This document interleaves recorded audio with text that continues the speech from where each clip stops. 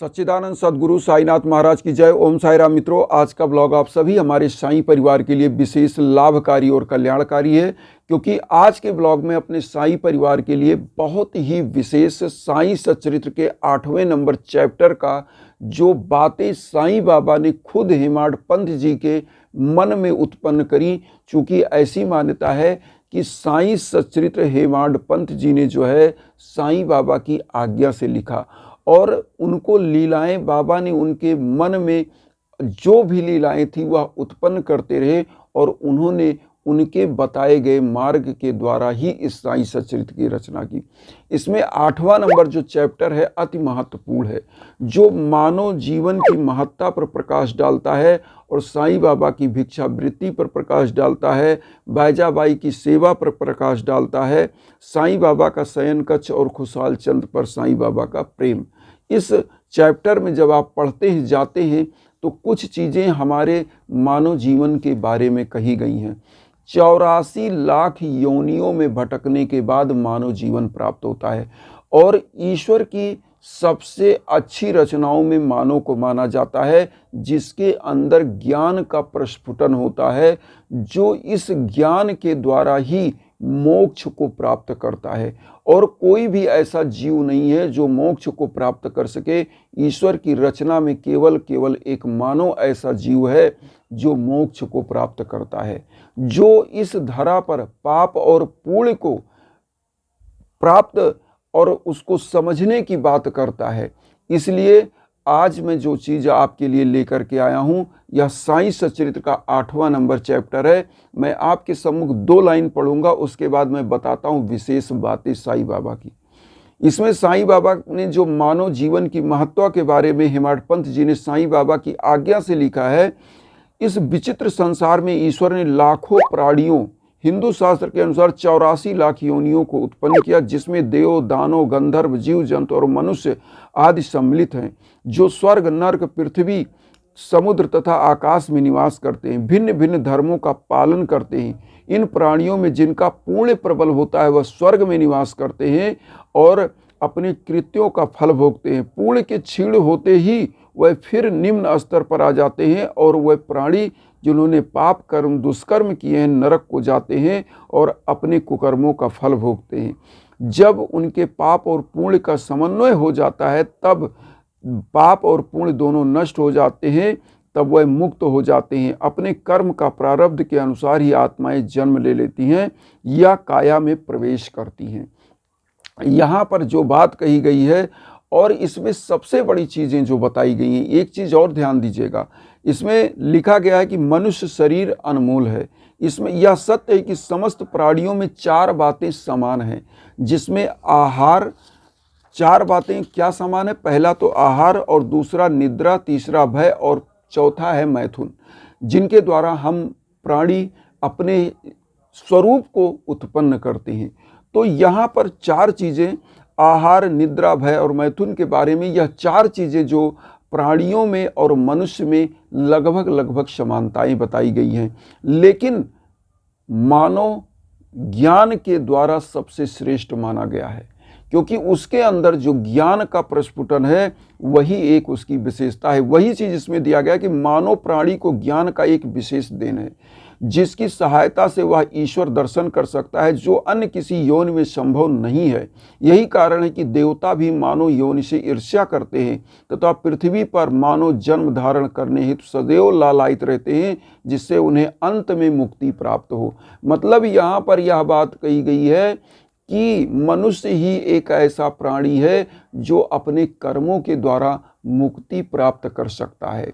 इससे बड़ा कोई चीज़ आपको मिलेगा नहीं। मैं बार बार कहता हूँ कि साईं सच्चरित्र एक ऐसा समुद्र है, जितनी बार आप गोता लगाएंगे उतनी मोतियाँ आप पाएंगे। क्योंकि मैं बार बार ये भी कहता हूँ कि आपको सप्ताह प्रायण नहीं टाइम में करने का कोई बात नहीं।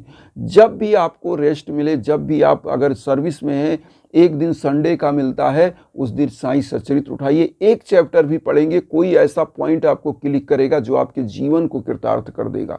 कोई भी आप किसी भी धर्म से हो, अपने धर्म की चीज़ों को पढ़िए और कट्टरता त्याग दीजिए, क्योंकि मानव प्राणी एक ऐसा मानव जीव है जिसके अंदर दया, क्रोध और क्रोध का शमन करने की भावना उसके अंदर ज्ञान होता है और वो दया पर अपने एक प्रकार की विजय प्राप्त करता है और दया बांटता है। तो मानव का सबसे अच्छा रूप क्या है? दयालुता, जो लोगों का सहयोग करता है। और यही चीज़ें इसमें बताई गई हैं। मैं आप लोगों को एक चीज़ और बताऊं, जो मैं यज्ञ और हवन की बात बताता हूं कि जीवन में भीषण बाधाएं आए तो यज्ञ हवन होना चाहिए, इसीलिए इंस्टाग्राम का लिंक देते हैं। मैं 9वां नंबर चैप्टर आप पढ़िएगा, जिसमें जब मानो कोई भी कर्म करता है तो बहुत सारे, जैसे खाना बनाना, कूटना, पीसना, बनाना, खेती करना, तो बहुत सारे सूक्ष्म जीवाणुओं का जो है उसमें मृत्यु हो जाता है, क्योंकि गृहस्थों के लिए यह एक आम बात है। लेकिन उन पापों से मुक्ति के लिए देव यज्ञ, ऋषि यज्ञ, अतिथि यज्ञ और बहुत सारे यज्ञों का वर्णन किया गया है। इन यज्ञों का वर्णन, जो हवन होता है, इसके द्वारा आपके पाप कर्म कटते हैं। इसीलिए हम कहते हैं कि जब भी आपके जीवन में भीषण बाधा हो तो यज्ञ हवन जरूर कराना चाहिए, आपके नाम से, आपके संकल्प से। क्यों? क्योंकि आपके समस्त पापों का शमन करने की अगर ताकत है तो यज्ञ में है। जो साई सच्चरित्र के 9वें नंबर चैप्टर को आप पढ़िएगा, उसमें दिया है, मेंशन किया गया है। बहुत सारे लोग पूछते भी कि गुरुजी साईं बाबा ने तो यज्ञ हवन के बारे में नहीं कहा, लेकिन हम कहते हैं आप 9वां नंबर चैप्टर पढ़ लीजिएगा, उसमें खुद लिखा हुआ है।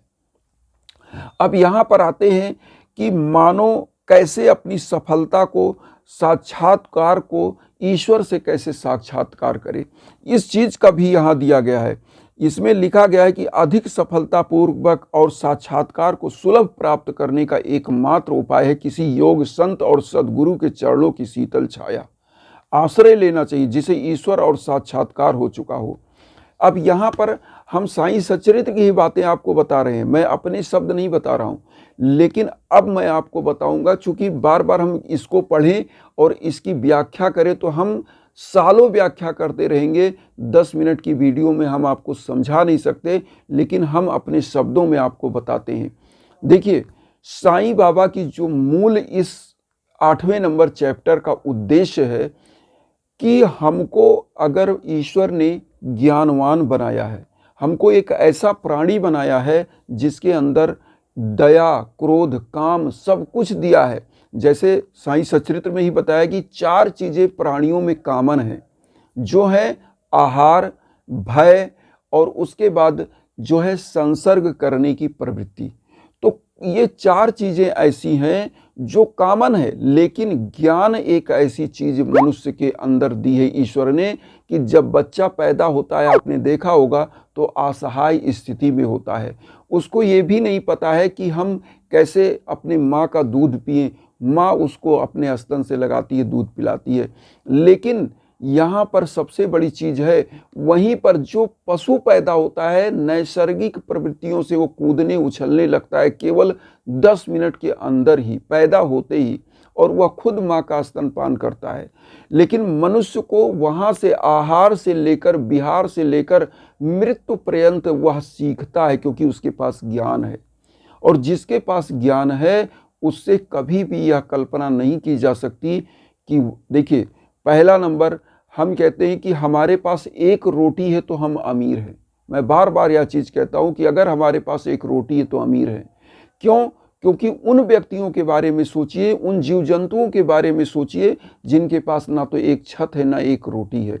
अगर एक रोटी हम प्राप्त करते हैं तो मानव मात्र होने के नाते, हमको मानव शरीर के नाते हमारा कर्तव्य बनता है कि हम उन वंचित पशु पक्षियों का, उन वंचित मनुष्यों का हम उस एक रोटी का 1/4 हिस्सा दान करें। और यही मेन महत्व है पूरे संसार में, जो पाप कर्म है उसको काटने का। जो भी अनजाने जाने में हमने पाप किया है, उस पाप को समाप्त करके स्वर्ग को प्राप्त करने का। और स्वर्ग में भी मोक्ष नहीं होता, स्वर्ग तो आपने प्राप्त कर लिया, लेकिन जब स्वर्ग में आप जाते हैं तो वहाँ भी आपके पूर्ण कर्म कितने हैं कि आप मोक्ष को प्राप्त करेंगे या नहीं, कि फिर से आपको किसी नए योनि में भेज दिया जाएगा, पशु बनेंगे, पक्षी बनेंगे कि मानव बनेंगे। तो यहाँ पर एक चीज़ और बता दें, जब आप अपनी उत्थान के लिए बढ़ते हैं, उत्थान मीन्स धर्म की तरफ, इसीलिए पुरुषार्थ में 4 चीजें, धर्म अर्थ काम मोक्ष, जो इस जीवन के लिए जरूरी है। पुरुषार्थ में जो 4 चीजें, तो धर्म क्या है? हमको दया करना है, कमाना है, लोगों के लिए दशांश का दान करना, जो हिंदू शास्त्रों में वर्णन दशांश का दान, तो उसका दशांश 100 रुपये कमाते हैं, 10 रुपये दान करना है, और वह 90 रुपये आपको 90 अरब का आदमी बना देता है, क्योंकि वह धर्म का पैसा बन जाता है। इसी प्रकार से अब आता धर्म के बाद अर्थ का अर्जन। तो जब अर्थ का अर्जन आप धर्म पूर्वक करते हैं तो वह हजारों गुना बन जाता है। 1 रुपये कमाते हैं वह 1000 बन जाता है, क्योंकि धर्म के द्वारा आपने अर्थ का अर्जन किया है। काम का मतलब होता है भौतिकता, जो हमारी संसर्ग के द्वारा हम अपने बच्चे उत्पन्न करते हैं, उसके बाद उनके लिए पालन पोषण, गाड़ी घोड़ा गृहस्थी, सब कुछ आहार विहार उनके लिए हम पैदा करते हैं। उसके बाद लास्ट की अवस्था होती मोक्ष, और मोक्ष अगर इस शरीर को नहीं प्राप्त हुई ज्ञान रहते हुए तो हमारा जीवन निरर्थक है। इसीलिए कहा गया है, एसाम न विद्या तपो न ध्यानम ज्ञानम न शीलम गुणो न धर्मम ते मृत्यु लोके भूय भारमूता मनुष्य रूपेण मृगश्चरन्ति। मतलब अगर आपको ज्ञान होते हुए भी आप इस प्रकार के कर्म करते हैं तो मानव के रूप में आप जैसे मृग होते हैं, इधर उधर भटकते हैं, जानवर होते हैं, ऐसे हैं। मानव जन्म लेने के बाद भी आप जानवर की तरह हैं। तो इसलिए हमारा काम है कि दान यज्ञ याजन करिए, जब भी जीवन में कष्ट आए तो यज्ञ याजन हवन पूजन करिए, गरीबों दीन दुखियों को दान करिए। इस साईं सच्चरित्र के 8वें नंबर चैप्टर का यही निचोड़ है। तो अब हम आप लोगों से यही कहेंगे कि वसुधैव कुटुंबकम की भावना जो मैं लेकर चल रहा हूँ, साईं बाबा का यही दृश्य था। और साईं बाबा खुद, चूंकि लिखा गया भिक्षावृत्ति, आप सोचेंगे साईं बाबा भिक्षावृत्ति क्यों करते थे? साईं बाबा तो एक महान पुरुष थे। तो साईं बाबा भिक्षावृत्ति के बारे में कहा गया है कि साईं बाबा ने विश्व को अपना परिवार माना था, इस पूरे सृष्टि को अपना परिवार माना था। तो जब ना तो वह सांसारिक थे और ना तो वह गृहस्थ थे। साईं बाबा कौन थे? ब्रह्मचारी थे, जो ब्रह्म के अनुसार आचरण था उनका, त्रिकालदर्शी थे। तो उनके लिए भिक्षा पूरा परिवार था, वह भिक्षा नहीं था।